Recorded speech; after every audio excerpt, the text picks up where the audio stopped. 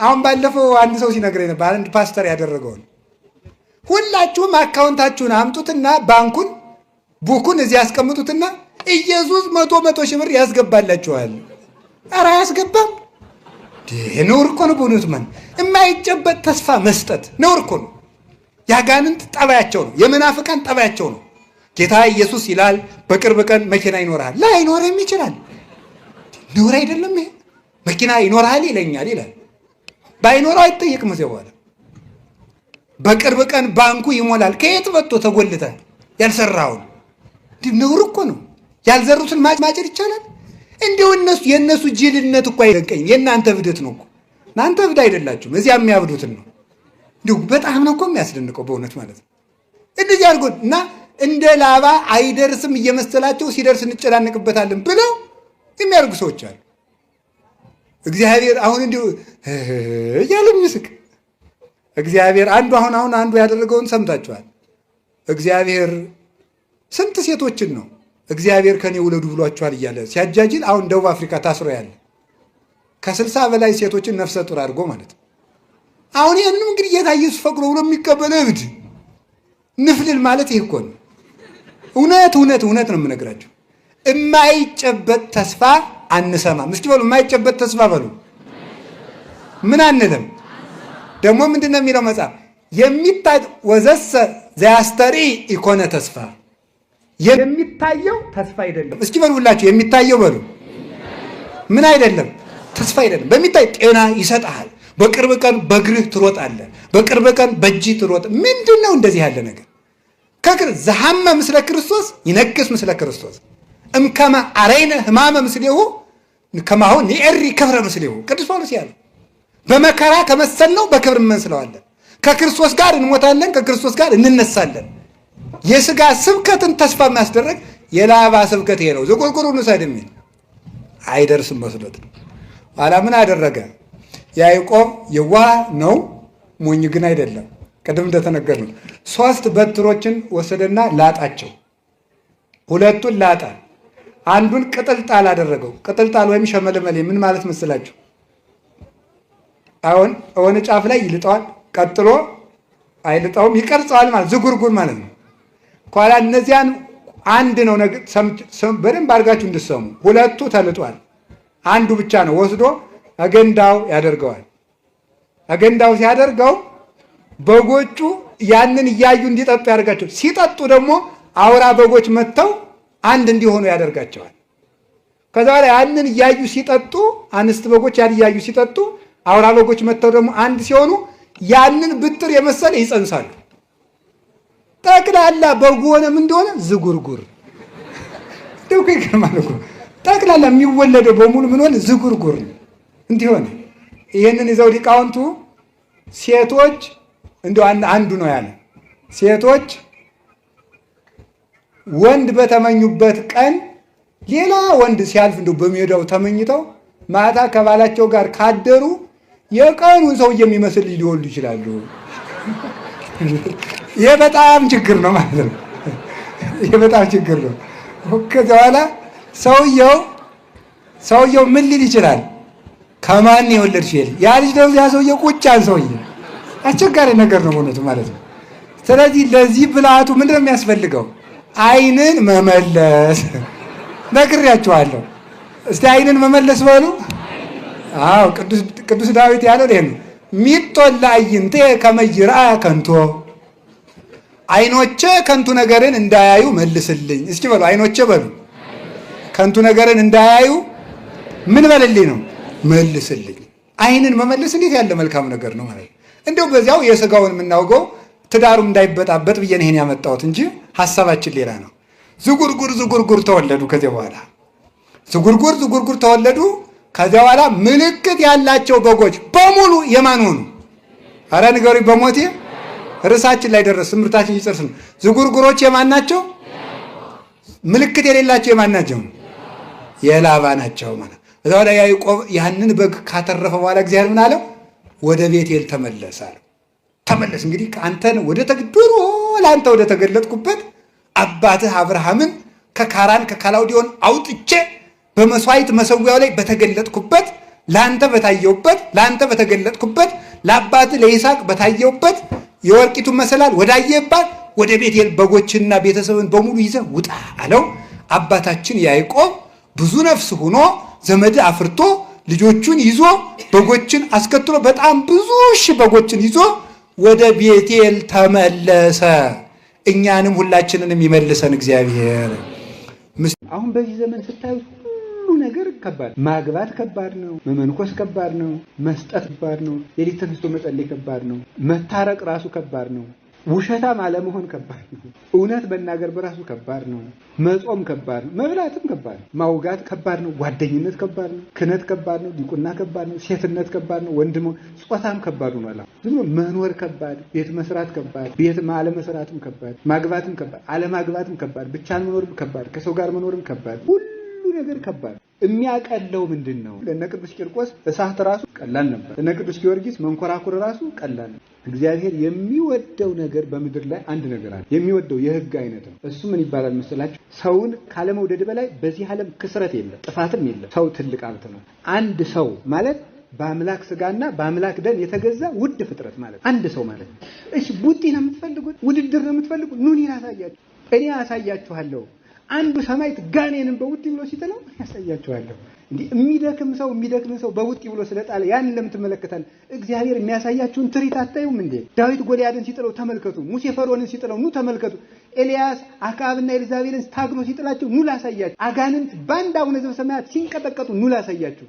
ወርቅ አመጋገብ፣ ወርቅ አለባበስ፣ ወርቅ ጋብቻ፣ ወርቅ ንግግር፣ ወርቅ አዳር፣ ወርቅ ውሎ ማለት ኦርቶዶክስ ነው። ይሄን ነው ዲያብሎስ ጧትም ማታም አንድ ጊዜ በጦርነት አንድ ጊዜ በመከራ የሚቆጠቁጠን ይሄ ስለሚያስጠላው። እናታችን መልከኛይቱ ቤተክርስቲያን በክርስቶስ ደም ያጌጠች፣ ክርስቶስ ሙሽራዋ የሆነላት፣ ሃይማኖት ቀለበቷ የሆነላት፣ ብርሃን የለበሰች፣ የወንጌልን ብርሃን የተጫማች፣ በብርሃኑ መስቀል የምትመረኮዝ እናታችን ቅድስት ቤተክርስቲያን ሲያዩት ውብ መልካም እናት ማለት ቤተክርስቲያን ናት። በዚህ ከመኖር በላይም ደግሞ ትልቅነት የለም። አህዛብን ከእግሯ በታች ነው የምታደርጋቸው ቤተክርስቲያን። እውነት ለመናገር ምስኪን እንደኔ አይነት ኃጢአተኛ ሰው መሀል ላይ ሊቀር ይችላል እንጂ ቤተክርስቲያንን ከእግሩ ስር የሚያደርጋት ሰው በፍጹም ሊኖር አይችልም። ሰውን ብትታገል ወይ ትጥለዋለህ ወይ ይጥልሃል፣ ወይ በዘመን ወይ በጉልበት ወይ በገንዘብ ታሸንፈዋለህ። ቤተክርስቲያንን ብትታገል ግን ትጥልሃለች እንጂ አትጥላትም። ሂዱ የትም ቦታ እግዚአብሔርን ጠርቶት እስቲ ያልመለሰለት ሰው አለ? ኢዮብ ነውን? አብርሃም ነውን? ሙሴ ነውን? የእግዚአብሔር ረሃቡም ጽሙም ምንድነው ካላችሁ ሰው እንዲድን ነው፣ ሌላ የለው። ለሰው መዳን እንደ ብዱ ነው አባቶቻችን፣ እንደ ሰነፍ ተቆጥረዋል። አዳኛ ለሰው መዳን አይደለም የምንሰራው፣ ለሰው መዳን መስራታችን ይቅርና ሰው እንዳይድን ማድረግ በተው ነው። ከዚህ ማፈሪያነታችን ማን እንደሚያወጣን እግዚአብሔር ያውቃል። አሁን አትብሉ ብለን የምንሰብክበት ዘመን አይመስለኝም። ሰው የሚበላው ራሱን እያጣ ስለሆነ የማያጸድቅ ጾም እየመጣለት ነው ለሰው ራሱ በማጣት በግዱ ሊጾም ነው አሁን ማለት ነው። ሰው እንደውም ሳያከፍል ሁሉ አይቀርም ቀጥሎ። እግዚአብሔር ይጠብቀን። ሰው እኮ ካጣ ችግር ነው። እናት ልጇን እኮ በልታለች በተራ ዛሬ አንቺን ልጅ እንብላ ነገ አንቺን እንበላለን ተባብለዋል። የርግብ ኩስ በወርቅ የተሸጠበት ጊዜም አለ ለምግብ። እግዚአብሔር ያደረገልንን ውለታ እንደው መቼ ትዝ ብሎን ያውቃል። እንደፈለግን እንኖራለን፣ እንደመጣልን እናገራለን፣ ያሻንን ያህል እንተኛለን፣ ሲከፋን እግራችን እንደለቀለ እንሄዳለን። ምን አለብን? እንደ ከብት ማለት ሲያገቡ ምን አለው? እየሮጠ ዝም ብላ የተኳላ አይኗን የተበጠረ ጸጉሯን ቀሚስና ጫማዋን ይገባል። እዚህ ወላ ስንት ጉዳይ ጌታዬ። አሁን ዓለምን የሚያጠፋት ሃይማኖታቸው ሳይገባቸው ሃይማኖትን ሊያስረዱ የሚሄዱ ሰዎች ናቸው። ቤተክርስቲያን መከራዋን ያየችው በስራ ፈት ነው። ሰው ስራ ፈት ስለሆነ ወንጌልን ስራ መስክ አድርጓታል።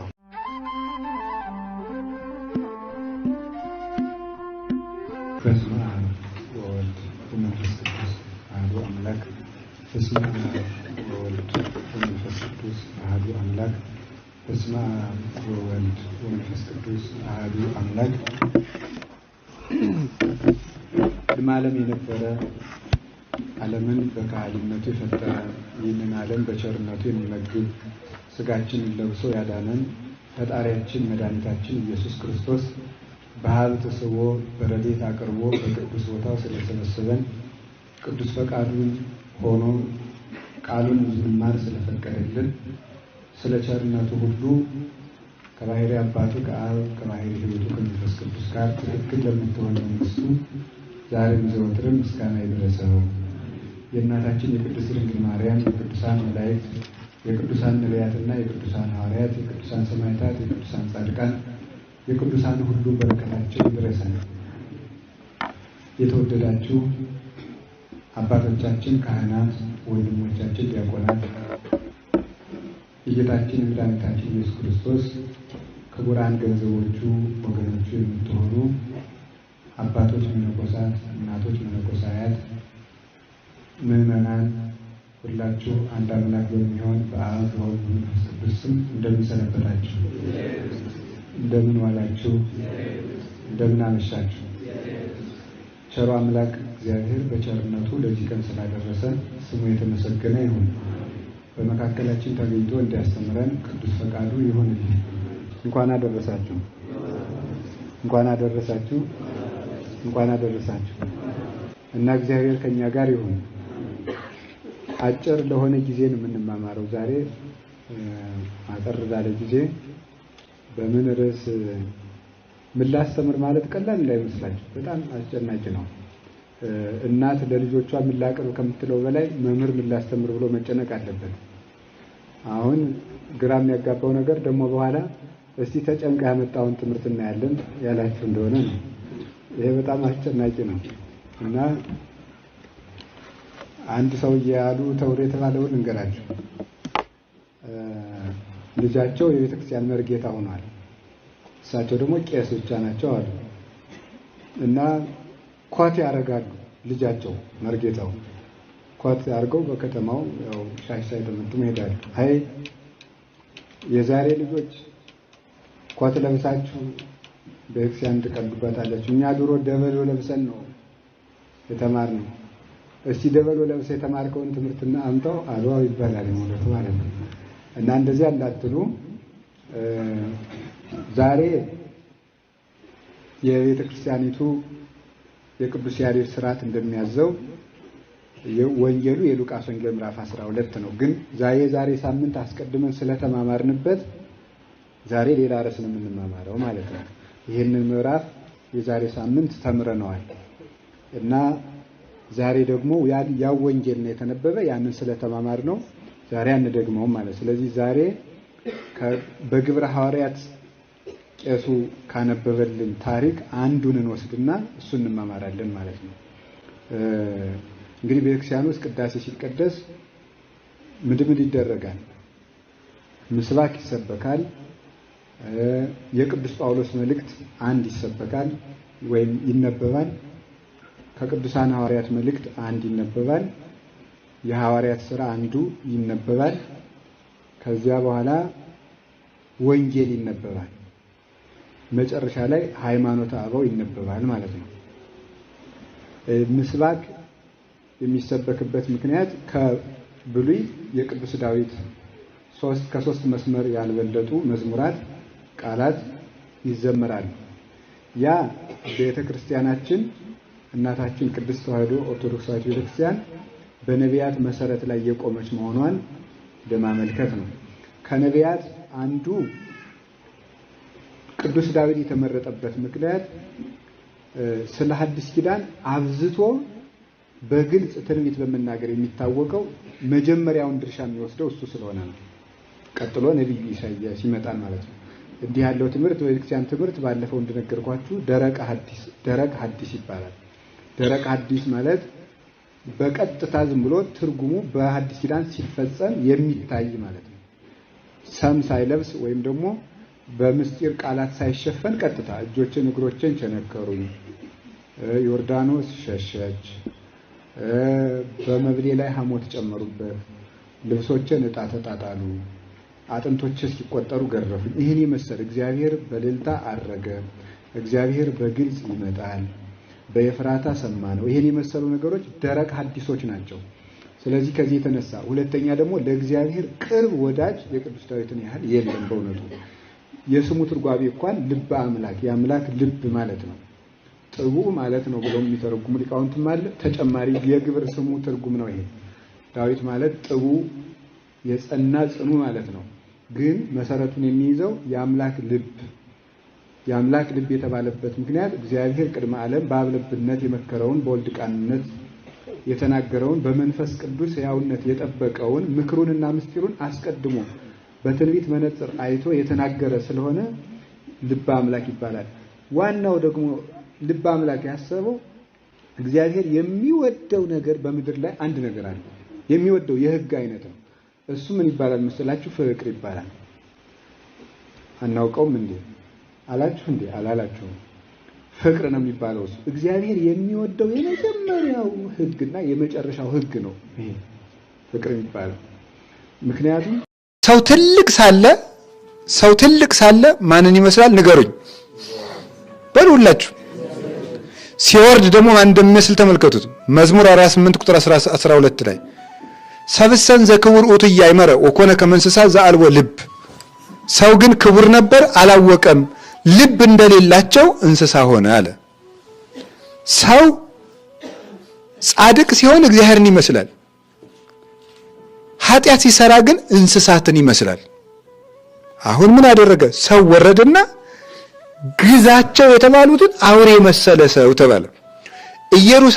ኢየሩሳሌም ውሉዱኪ ኮኑ ከማአክልብት፣ ልጆችሽ እንደ ዲዳ ውሻ ሆኑ፣ እንደ ፈረስም ሆኑ። ሰቆራረ ኮንክሙኒ ባህቤ፣ አስጸያፊዎች ሆናችሁብኝ ይላል ኤርምያስ ላይ ሲናገር። ልጆችሽ እንደ ውሻ ሆኑ ይላል። የማያስተውሉ ዲዳ ውሻዎችም ሆኑ ይላል ደግሞ መልሶ። ዲዳ ውሻ ማለት ያበደ ውሻ ማለት። እብድ ውሻ ታውቃላችሁ? ውሻ ጤነኛ ሲሆን ቤተሰቡንም ጌታውንም ይለያል በሽታ። ሲያብድ ግን ጌታውን ጨምሮ መንከስ ይጀምራል። ሰው ሲያብድ እንኳን በጓደኛው ላይ በፈጣሪው ላይ መነሳሳት ይጀምራል። ሰው ሲያብድ እንደዚህ ነው፣ አይምሮውን ሲያጣ። አንድ ጥያቄ ልጠይቃችሁ። ሁልጊዜ እንቆርባለን፣ ሁልጊዜ ግን ለምን አንጠመቅም? ሁልጊዜ እንቆርባለን፣ ሁልጊዜ ግን አንጠመቅም ማለት ጥምቀት አንድ ጊዜ ነው። ይደገማል አይደገም? ይደገማል። ቁርባን ለምን ለምን ለምን? ኧረ በሉ ሰዓት እንዳይሄድብን በሉ መልሱ። አቤት ምን አላችሁ? እሺ አናውቀውም በሉ በሉ ሁላችሁ በሉ። ይሄ መልስ ነው። ጊዜ ከመፍጨት አናውቀውም ማለት በራሱ መልስ እኮ ነው። አይደለም ነው? እንደሱ እኮ ነው የሚባለው ማለት ነው። ስለዚህ መልሱን የያዘ ሰው እንዲነግረን አናውቀውም ማለት ቶሎ ብሎ ማለት ነው። እና ስለዚህ ምንድነው ጥምቀት የማይደገምበት ምክንያት? ጥምቀት አንድ ጊዜ ነው። ጥምቀት የክርስቶስ የሞቱ ምሳሌ ናት። ሮሜ ምዕራፍ 6 ላይ ቅዱስ ጳውሎስ እንደሚናገረው የተጠመቅን ሁላችን ከክርስቶስ ጋር ተቀብረናል ይላል፣ ከሱ ጋርም እንነሳለን ይላል። ስለዚህ ካህኑ 3 ጊዜ ብቅ ጥልቅ አድርጎ ሲያጠምቀን ወደ ውስጥ ስንገባ መሞቱን፣ ብቅ ስንል መነሳታችን ያመለክታል። ስለዚህ ክርስቶስ መልሶ አይሞትም ማለት ነው። መልሶ አይሞትም ማለት ነው። ስጋ ወደሙን ሁልጊዜ መቀበላችን ግን አንድ ጊዜ ሙቶ በሰጠን ስጋ ወደሙ ሁልጊዜ በረከት ስንቀበልበት እንደምንኖርና ዘላለም ስንድንበት እንደምንኖር ለማስረዳት ነው። ጥምቀቱ ለምን አይደገምም? መልኩ ሁልጊዜ ስለማይሞት። ስጋው ደግሞ ለምን እንቀበላለን? በአንድ ጊዜ ሞቱ ሁልጊዜ ስንድንበት ስለምንኖር ማለት ነው። ስለዚህ ሁልጊዜ ይላል ተመልካቱ ነው እስመ ሕያው ውእቱ ወይተነብል ሎሙ፣ እርሱ ሕያው ነውና ሊያማልድ በሕይወት ይኖራል ይላል አይደለም? ወይክል አድኅኖቶሙ ለእለ ይመጽኡ እንተ መንገሌሁ፣ በእሱ በኩል ወደ እግዚአብሔር የሚመጡትንም ሊያድናቸው ይቻላል። እሱ ሕያው ነውና ሊያማልድ በሕይወት ይኖራል ይላል ዕብራውያን 7:25-27 ባለው ማለት ሊያማልድ በሕይወት ይኖራል ያለው በሕይወት ይኖራል ያለው ምን ማለት ነው? ክርስቶስ በዕለተ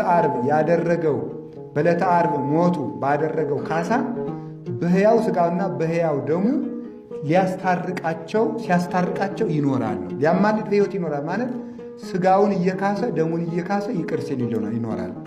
ላልምራቸው ሥጋዬን አፈሰስኩን ላልምራቸው ደሜን አፈሰስኩን እያለ ለእለ ይመጽኡ እንተ መንገሌሁ ኀበ እግዚአብሔር፣ በእሱ በኩል ወደ እግዚአብሔር የሚመጡት ማለት እሱን በቅዱስ ሥጋ በክቡር ደም ተማጽነናል ብለው አባቱን በቅንው ወልድከ በስቁል ወልድከ በተሰቀለው ልጅህ በተቸነከረው ልጅህ ብለው ለሚመጡት የሥጋውን መቆረስ የደሙን መፍሰስ አስቦ ይቅር ሲላቸው ይኖራል። እስመ ሕያው ውእቱ አንድ ጊዜ ሕያው ነውና ሊያማልድ በሕይወት ይኖራል። በሕይወት ይኖራል የምትለው ቃል ምንድናት? አንድ ጊዜ የሰራው ስራ ሕያው አስታራቂ ነው። የአንድ ጊዜ ሞቱ ሕያው አስታራቂ ነው። ስለዚህ ሁልጊዜ ሥጋውን ደሙን እየተቀበል ከሱ ጋር ከአባቱ ከመንፈስ ቅዱስ ጋር ስንታረቅ እንኖራለን ነው። አንድ ሰውዬ እንዲህ አለ፣ እኔ ዲያቆን ነበርኩ አለ። እሺ እና አንዲት እህታችንን እንደዚያ ብለን ተጋባን አለ። እሺ በኋላ እሷ ጥላኝ ሄደች አለ። እሺ እና ሌላ ድንግል ማግባት ፈልጌ አለ። እሺ እና ድንግልና ይቀጥላል አለ። እንዴት ስለው የእሷ ድንግልና እኔንም ያደናግለኝ እንደሆነ አለ። ቆይ ድረስ ኮሮና እንደዚህ ነው አሁን እንግዲህ የተያዘው እንደዚህ ነው። ምንም ብሎ እንትን ይሄ ሁሉ የሚያምረው ማለት ነው። ሁሉ የሚያምረው ማለት ምንድን ነው? ዲቁናውም አይቅርብኝ ወለተም አትቅርብኝ የሚል ማለት ነው። ሁሉ አይቅርብኝ። መነኩሴ መሆን ያምረዋል ሰው፣ ዘማሪ መሆን ደግሞ ደስ ይለዋል። ደግሞ ጥሩ ሙዚቀኛ መሆንም ይፈልጋል። ሁሉ የሚያምረው ነው። ይሄ ነፋስ የሚወስደው የተባለ ምንድን ነው? ስሜቱን የማይቆጣጠር ከደመቀው ዘፋኝ ነው። የሰርግ ቀን ሲያይ ማግባት የሚያምረው፣ ጥሩ መነኩሴ ሲያይ ደግሞ እኔ እንዲሁ ገዳም ነው የምገባ ዛሬ ጀምሮ የሚል፣ በቃ ጥሩ አዝመራ በያዘ ሰሞን ማግባት የሚያምረው፣ ጦርነት ሲበዛ ደግሞ ኧረ ለዚህ ቀን ያለም ገዳም ነው የምገባ የሚል፣ ሁሉም የሚያምረው ማለት ነው። እከብር ባይ ልቡና ያለው ሰው ማለት መስበክም የሚያምረው፣ መተርጎምም የሚያምረው፣ መቀደስም የሚያምረው፣ መነገድም የሚያምረው፣ መመጽወትም የሚፈልግ፣ መስረቅም የሚፈልግ፣ አዋቶ መጽደቅ የሚወድ ሰው ይሄን ነፋስ የሚወስደው የሚከተለው የሌለ እዚያም ጥንቁል። ይሄ አንድ ሊቅ የተናገረው አለ፣ መሰረት የሌለው ክርስቲያን እንደ እንቁራሪት ነው ይላል። እንቁራሪት ታውቃላችኋል? እንቁራሪት አሁን ማስተር ፕላን በወጣለት ዲዛይን በተሰራለት አስፋልት ነው የምትሄደው። ስትሄድስ አቅጣጫ አላት የላትም? በሞት እንቁራሪት ስታይቶ ነው። እንቁራሪት ወደ ምስራቅ እየሄደች ቀጥ ብላ ትሄድ። ምንድን ነው? አንዴ ወደ ሰሜን ስትዘል፣ አንዴ ወደ ደቡብ እየዘለለች ነው መንገዱ የሚዋገደው ማለት ነው። ወደፊት ነው የምትሄደው፣ ይገባናል። ግን የምትሄደው ምንድን ነው? እንዲና እንዲህ እየዋዠቅን እዚያም ዱብ እዚያም ዱብ በዚያም ዱብ በዚያም ዱብ። ከመሐመድ ምዶ ማስጠንቆል፣ ከደብተራ እንትና ምዶ ማስጠንቆል፣ እዚያም ማስጠንቆል፣ ጴንጤውም ማስጠንቆል፣ እዚያም መሄድ ነው። ሁሉንም መሞከር። ሁሉም ሞክረው የሚባለው ስራ ፍለጋ ነው። በሃይማኖት እዚያም ጥንቁል ላይ ይባላል። የያዙትን ይዞ መዝለቅ ነው፣ መጽናት። ይኸውላችሁ በሃይማኖት ውስጥ ስንኖር የምናምነውን ነገር ማወቅ፣ ያወቅነውን ነገር ምን ማድረግ አለብን? መጀመር። የጀመርነውን ነገር ማጽናት፣ በጸናንበት ነገር መቀጠል፣ መዝለቅ። ይሄ የሆነ እንደሆነ ሃይማኖት ይባላል ማለት ነው። ሁሉን አለመሆን። ይሄንን እንድናደርግም እግዚአብሔር ይጠብቃል። ክርስቲያን የሚያገኘው ሁሉ አይበላም። ያን ጥርግ አይደረግም። ተጠንቅቆ ነው የሚበላ በእውነቱ ማለት ነው። እንዲህ ጥርግ ስትበሉም ቅጥ ይኖራችሁ። እውነቴን ነው። አሁን ስትበሉ አበላል ላኩሱ ራሱ እኮ በመጽሐፍ ቅዱስ ተደግሯል። መጀመሪያ ከሰው አስቀድመ እጅህን አትስደድ። ሰው መጽሐፈ ሲራክ ምዕራፍ 34 ቆይተ ስደድ። ይኸውላችሁ ገበሬው እኮ ሊቅ ነው። የኢትዮጵያ ገበሬ በሉ ግቡ ይላል። ቶሎ አይሰድም እጁና። ይሄ ሊቅ እኮ ነው። እመቤቴ ቆይ እጅህን አትስደድ፣ ምግቡ ይበቃናል አይበቃንም ብለህ አታጋን ይላል። አትገምግመው። ለዚህ ሁላ ሰው ይበቃል እንዲህ አትበል። በረከተ እግዚአብሔር እንዳይለይ ወይ አንቆስ አትበላው እንዳትሞት። እጅህን ወጥ አትንከር። የመጽሐፍ ቅዱስ እመቤቴን እጅህን ወጥ አትንከር። ስትበላ ምላስህን አታጩህ። ድስት ሰው ፊት አትጥረግ። መሶቡን ወደፊት አትጎትት። ወላዲተ አምላክን መጽሐፍ ቅዱስ ላይ ያለ ነገር ነው። እየቀለድኩ እንዳይመስላችሁ። እያንዳንዷ ነገር ነው። አብዝተህ አትብላ፣ ይሰጥማል። ሆድ መርከብ ነው ብሏል ዮሐንስ አፈወርቅ። ሆድ ምንድን ነው? ያለ መጠን ሲጭኑት ምን ያደርጋል? ይሰጥማል እያልኳቸው እሱ እኮ ነው። አሁን እኮ ሰጥመናል እኮ አለን። እንቅልፍ አስጥሞን ዝንን ማደር በቃ። ጸሎቱ ሰጠመ፣ ስግደቱ ሰጠመ፣ ጥናቱ ሰጠመ፣ እቅዱ ሰጠመ፣ ንግዱ ሰጠመ፣ ሀገርም ሰጠመ። በሆዳሞች ምክንያት ለራሱ ከፍተኛ የሆነ ፍቅር ያለው ሰው ራሱ ማውራት የሚፈልግ እሱን የሚያመሰግን ሰው እየመረጠ ነው። በጣም አደገኛ የሆነ በሽታ ነው ይሄ። ለራሱ ከፍተኛ ፍቅር ያለው ሰው ራስ ወዳድነት እና በቀላሉ የሚከፋ ሰው ነው የሚሆነው። እንደዚህ አይነት ሰው በቀላሉ የሚከፋ ዝም ብላችሁ የሆነች ነገሩን ነካ ማድረግ ብቻ የሚጠበቅባችሁ እዛ ትጎለጉሉታላችሁ። ራስ ወዳድ፣ ይሄ ምድራዊነት ነው። ይሄ ሰውዬ መክሊቱን እንዲቀብር ያደረጉት ሁለት ነገሮች አሉ። ፈሪነትና ስንፍና ናቸው። ፈሪነትና ስንፍና ሰው በምድራዊነት መክሊቱን እንዲቀብር የሚያደርጉ ሁለት መሰረታዊ አውሬዎች ናቸው እነዚህ፣ ፈሪነትና ስንፍና። ይሄን ባደርገውሳ ቢበላሽብኝሳ፣ ይሄን ብናገርሳ እነገሌ ቢተቹኝሳ፣ እንዲህ ብሰራሳ እንዲህ ቢሆንብኝሳ። የፈሪነት ነው። ምንድን ነው ያለ? መክሊቴን እነግዳለሁ ስል የባት ሌቦች ቢወስዱብኝሳ ነበር ያለ። ፈሪ ሰው አያፈራም። አጉል ድፍረት ሳይሆን ምን ይሉኝ፣ እነዚህ ብሉኝ፣ ቢበላሽብኝ፣ ብከስር፣ እንዲህ ብል ብሎ ማሰብ ሁልጊዜ እየፈራ ነው ሰው ችግሩን ይዞ የሚኖረው። ሰው በዚህ ዓለም ሲኖር እንግዳ ነው። ለመክሰርም ለማትረፍም ተዘጋጅቶ መስራት አለበት። አስቦ ይሰራል። ከከሰረም እልም ይላል። ቀጣዩን ደግሞ ተነስቶ መቀጠል ነው። ጉዞ ነው ብለናል። ጉዞ ስትሄድ ያድጥሃል፣ ትወድቃለህ። ተነስተ መንገድህን ትቀጥላለህ።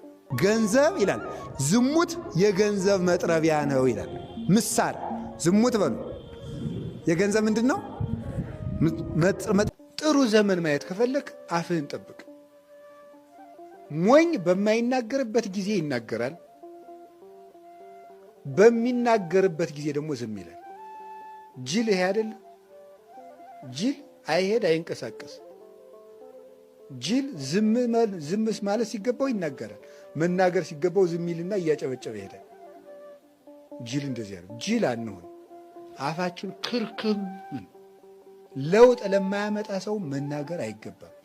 በነገራችሁ ላይ ለውጥ ክፉ ሰውን አንድ ጊዜ ምከረው፣ ከዚያስ 2 ጊዜ ምከረው፣ ከዚያስ 3ኛ ምከረው፣ ከዚያስ ካልተመለሰ ተወው።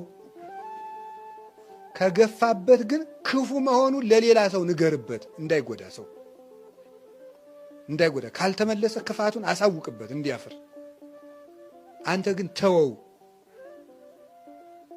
የተዝልፎ ለአብድ ከመይጽ ላይከ ሲራክ ያለው ሰነፍ ሰውን አትገስጸው። ምን ያደርጋል? ይጠላሃል። አንተ እኔ ልትመክረኝ ነው ይላል። ስለዚህ የማያስተካክልን ሰው ዝም። አባቶቻችንም እኮ በቤተ ክርስቲያን መልሰውት ንባብ ያልተመለሰን ዲያቆን ሂድ ነው የሚሉት። እዚህ ወዲህ ሂድ እያነበበ ንባቡን እያበላሸው በሊድ ሂድ በቃ ይሄ እንደ ፈረሰኛ መጋለብ ከፈልግ ጋልበው ብለው ዝም ዝም። ለማይመለሰው ዝም ማለት የእውነቴን ነው። አፋችን መከርከም ነው። አሁን ንገራችሁ። እሺ ሰው ሲያመሰግነን ምንድነው ማድረግ ያለብን? እናንተ ጥሩ ናችሁ፣ እናንተ ጥሩ ናችሁ ሲለን አሁን ከም ትዕቢት ነው ብለናል። አይደለውም ስንል ደግሞ መመጻደቅ ነው አልኳችሁ። አሁን እኔ እና ምንድን እናድርግ? ሰው ሲያመሰግንም እንደሚደረግ ታውቃላችሁ። ዝምት ስትሉ ሰውየው በሽቆት ይተዋል። አንተ እኮ በጣም ጥሩ ሰው ነህ፣ አንተ እኮ ሊቅ ነህ፣ አንተ እኮ ንጹህ ሰው ነህ ሲል ዝም ስትሉት አበዛው አሁንስ ብሎ ወጉን ይተዋል። እውነት መሰለ እንዴ እኔ ለጨዋታ ብዬ ነው እንጂ ብሎ ነዶት ያቆመዋል ማለት ነው። ስለዚህ ግን ኧረ አይደለውም ስለ እንዴ አውቀህ የለ እንዴ እያለ ይጨማምርበታል ማለት ነው። እንደዛ ካይት ውዳሴ ከንቱን የባስ እየቆሰቆስን ከምናስጨምር ዝም ወይም ወጉን መቀየር። አንድ አባት ደግሞ ምን ይላል? ሰዎች አንተን መተው ሲያመሰግኑ አንተ ደግሞ በልብህ እግዚአብሔርን አመስግን። ሰዎች ያንተን ትልቅ ነገር ሲያዩ አንተ ደግሞ ውስጥ ላይ የተደበቁ ኃጢአቶችን ተመልከት። እነዚያን ኃጢአቶችን ስትመለከት አንተ ራስህን የማመስገኛ እድል አይሰጡህም። ቅዱስ ዳዊት ስለዚህ ምን አለ? መዝሙር 50 ላይ ኃጢአቴ ሁል ጊዜ በፊቴ ነው አለ። ኃጢአቴ ሁል ጊዜ በፊቴ ነው አየዋለሁ ማለት ነው። ኃጢአቱን እያየ ክብር የሚሰማው ማን አለ?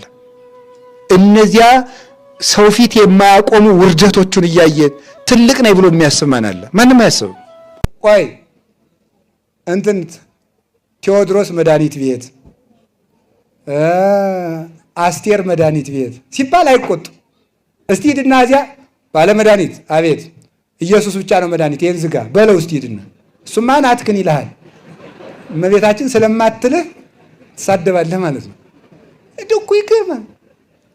ፓስተሩን ራሱን ተሻለ ብትሉት መድኃኒት ውጭ ተሽሎኛል ይላል። ኢየሱስን ውጣው ነው። እንዲሁ እኮ አይደረስ እኮ ነው። እንዲሁ ድንቁርና እንዲህ አድርጎ ቤት ይሰራል። እንዲህ አድርጎ ድንቁርና እንዲሁ ጥበብ ቤቷን እንደሰራች ድንቁርና ቤቷን የሰራችባቸው ሰዎች እኮ ናቸው እነዚህ 7 ምሰሶ የድንቁርና ምሰሶ የቆሙባቸው ሰዎች። እንዲሁ እኮ ይገርም። መድኃኒት ክርስቶስ እግዚአብሔር ያሳያችሁ። ኢየሱስ ውሃ የሕይወት ውሃ ነው። ውሃ ጠጣው ሲል ኢየሱስን ተው ውሃ ኢየሱስ ነው አጠጣ በል እስቲ በል ታጠጣ አይደል? ኢየሱስ ነው ውሃ በል። እኔ የሕይወት እንጀራ ነኝ ብሏል። አይ በቃ እንጀራ አትብላ ኢየሱስ ነው እንጀራ በልና ሳትበላ ተኛ እስቲ ትሞታለህ ትበላለህ። ይሄን እንዲሁ እኮ አይደረስ እኮ ነው። ክርስቶስ እረኛ ነው። እስቲ ሲጨንቅ ፖሊስ አጠራ። ይኸው እኮ እንዲሁ ድንቁርና እኮ ነው ይሄ ማለት። ክርስቶስ ንጉሥ ነው። እስቲ አልገዛም በልና መንግስት የሚያደርግህን ታየዋለህ።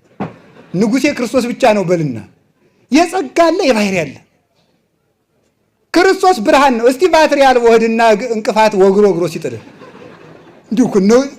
ይሄ ድንቁርና አይደለም? ድንቁርና እኮ ነው። ሁሉ ክርስቶስ በተጠራበት ስም እንኳን እናቱ ፀሐይ ተጠርታበታለች። እሱ ብርሃን ነው። ፀሐይ ባቅሟን ብርሃን ናት። ላቅሟ ባትሪ ባቅሙ ባትሪ ኮከብ ብርሃን ተብሏል። ተመልከቱ ማለት ነው። እኔም አባ ተባልኩ እግዚአብሔርም አባ። ይገርማል እኮ አይከፈው እሱ አባ ብለን የምንጠራበትን የልጅነት መንፈስ ሰጠና የተባለ ተጠራበት። አብርሃምም አባት እግዚአብሔርም አባት። ከዚህ በላይ ቃል ስለሌለን ማለት ነው። ዳዊትም ንጉሥ እግዚአብሔርም ንጉሥ። ዳዊትስ ጥሩ ነው። እና እጀሬም ንጉሥ እግዚአብሔርም ንጉሥ በአንድ ስም ማለት ነው። በአንድ ስም እግዚአብሔር እንደዚህ ስለተጠራ ልብ ብላችሁ ስሙ። እግዚአብሔር እንደዚህ ስለተጠራ ፈርዖን ሙሴም አምላክ እግዚአብሔርም አምላክ። ሙሴ የፈርዖን አምላክ ነው። ዘጸአት 7:25 ላይ እግዚአብሔርም አምላክ ሙሴም አምላክ። አሁን ሙሴ እግዚአብሔር ነው አይደለም? እግዚአብሔርም ጌታ አብርሃምም ለሚስቱ ጌታ። ቅዱስ ጴጥሮስ ሳራ ባሏን ጌታ የትለው ነበር ጌታ። አሁን አብርሃም እግዚአብሔር ነው አይደለም? ቅዱሳን እግዚአብሔር በተጠራበት ስም ስለተጠሩ እግዚአብሔር ናቸው ማለት አይደለም። ውላችሁ ስትገቡ ስልካችሁን ጥርቅምቅም አድርጋችሁ ልጆቻችሁ ጋር ዝም ብላችሁ አውሩ።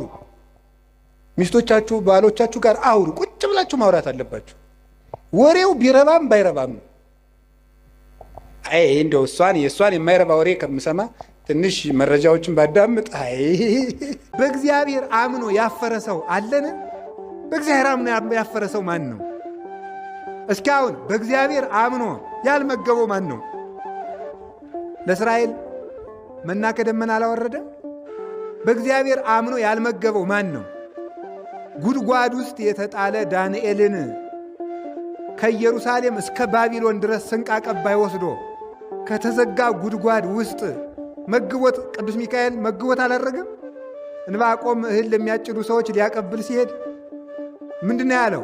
ይህንን እህል ወስደ ባቢሎን ላለው ለዳንኤል ስጠው አለ። አይ እኔ ባቢሎንም አላውቃት ዳንኤልም የት እንዳለ አላውቅም አለ።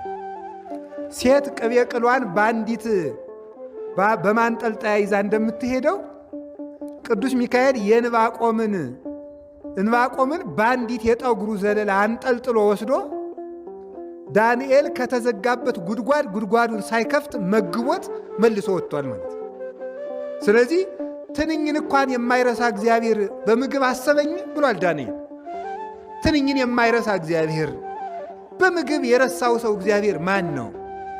በልብስ የረሳውስ ማን ነው? እስራኤል 40 ዘመን በበረሃ ሲጓዙ ሽመና የለም፣ ልብስ ስራ የለም።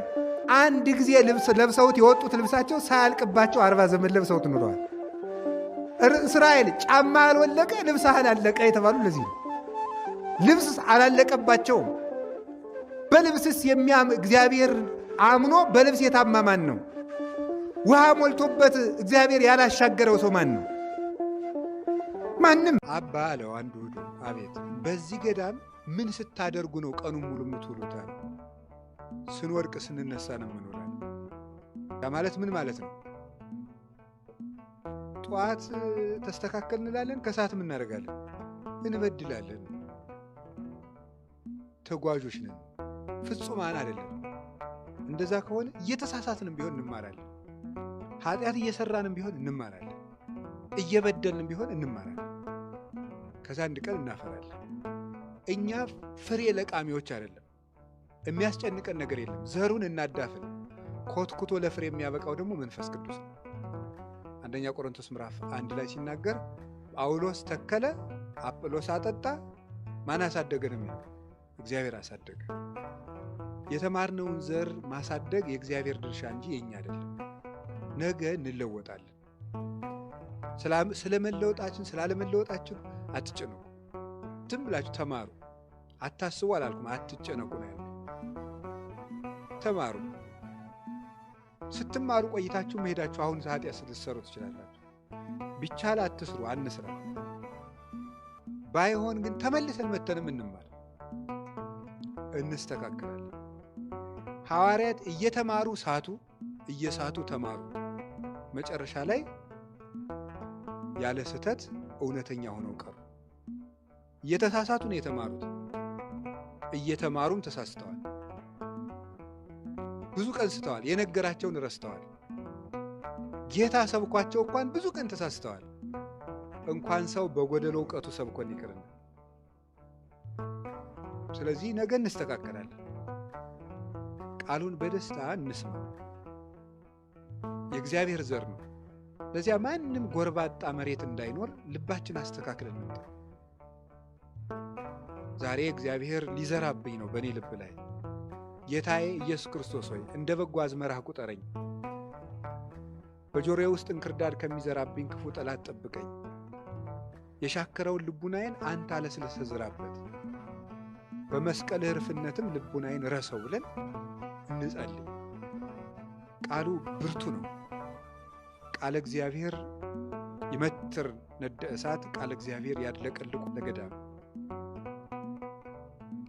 የእግዚአብሔር ቃል በረሃውን ያነዋውጠዋል። የእግዚአብሔር ቃል የእሳቱን ነበልባል ይቆርጣል ስለሚል፣ ስለዚህ ጌታ በመንገድ ላይ የወደቀ ዘር ያለው ትዕግስት እሳ ምንድን ነው? ትዕግስት ቢያንስ 3 ነገሮች ላይ ብንታገስ ጥሩ ነው። የመጀመሪያው እግዚአብሔርን ብንታገሰው መልካም ነው። እግዚአብሔርን ብንታገሰው ማለት ያልመለሰልንን ጥያቄዎች እስኪመልስልን ድረስ አለማጉረምረም ማለት፣ መጠበቅ፣ አንተ በጊዜው ሁሉንም ታደርጋለህ ማለት። ሁለተኛ ለራሳችን ራሱ ትዕግስት ሊኖረን ይገባል። የእውነቴን ነው የምነግራችሁ። በአንድ ጊዜ ዛሬ መሰበክ ጀምረን የዛሬ ወር ጻድቅ መሆን መፈለግ ተገቢ አይደለም። እንችላለን? አንችልም። መታገስ ይገባል። የእኛም አካል እስኪያድግ ልንጠብቀው ይገባል። አይዞ በርታ፣ ደግሞ ይችን አስተካክላት እያሉ ራስንም ቢሆን መታገስ እስኪያፈራ ወዲያው ቸኩሎ አይ እንግዲህ 1 ወር ሞከርኩ አልተስተካከሉም እንግዲህ ይቅርብኝ ማለት አይደለም። ለራስም ታጋሽ መሆን ያስፈልጋል። እኛንም ቢሆን ብንወድቅም እያነሳን ብንንሸራተት እየደገፍን ራሳችን ራሱ ልንታገሰው ይገባል። በስህተቱ እንዲቀጥል ሳይሆን እንዲበረታ ለራሳችሁም ይቅርታ ማድረግ አለባችሁ። አጉል ይቅርታ አይደለም። አይዞ ትደርሳለህ፣ በእግዚአብሔር ኃይል ትደርሳለህ እያሉ ራስን ማበርታት ያስፈልጋል። አሁን ካልተለወጥኩ አለ ማለት ነው። 3ኛ ዳተኞች አትሁኑ ግን ተብለናል። ፈጥነን መወሰን አለብን፣ ግን ለውጡንና ፍሬውን ቶሎ አንጠብቅ ነው። 3ኛ የኛ የሆነን ሰው ልንታገሰው ይገባል ነው እስኪስተካከል ድረስ። ከጸለይንለት የማይስተካከል ሰው የለም። ህሊናውም ይመለሳል። ክፉ አመል ሁሉ ይስተካከላል።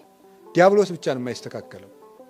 ስለዚህ ያን መታገስ ማለት ነገሮች እስኪፈጸሙ ጊዜያቸውን መጠበቅ ማለት ነው። ያ 5 መክሊት ነው። 5 መክሊት። እነዚህን መክሊት ክርስቶስ ሰጥቶናል። በእነዚህ ሁሉን ነገር ማትረፍ ይቻላል። እግዚአብሔር ይገርማቸዋል። እውነቴን ነው። ቸርነቱ በጣም ድንቅ የሆነ አባት ነው። ከዚያ የተነሳ ራሱ ይቆነጥጠናል እንጂ ለሚያዋርዱን ሰዎች ግን አሳልፎ አይሰጥም። የሚያዋርዱንን ያዋርዳል እግዚአብሔር። ከቃሉ ጋር ናችሁ። እግዚአብሔር ከሁላችን ጋር ይሁን። ስለዚህ ሰዎች ሲያዋርዱን እግዚአብሔር ውርደታችንን ያያል። ምን ጊዜም ያንን ውርደት ደግሞ መለወጡ አይቀርም እግዚአብሔር። ለምሳሌ ብዙ ሰዎችን መጥቀስ ትችላላችሁ። ይሄን የሚያደርገውን የሚገርመኝ መጽሐፍ ቅዱስ ስትመለከቱ ስንማር አባቶቻችን እንዳስተማሩን እግዚአብሔር ጥሩ ስንሆንና ጥሩ ሰው ሆነን ሰዎች ሲያዋርዱን ቢፈርድልን አይደለም። ክፋት ሰርተን እንኳን ሰዎች እንዲያዋርዱን አይፈልግም እግዚአብሔር።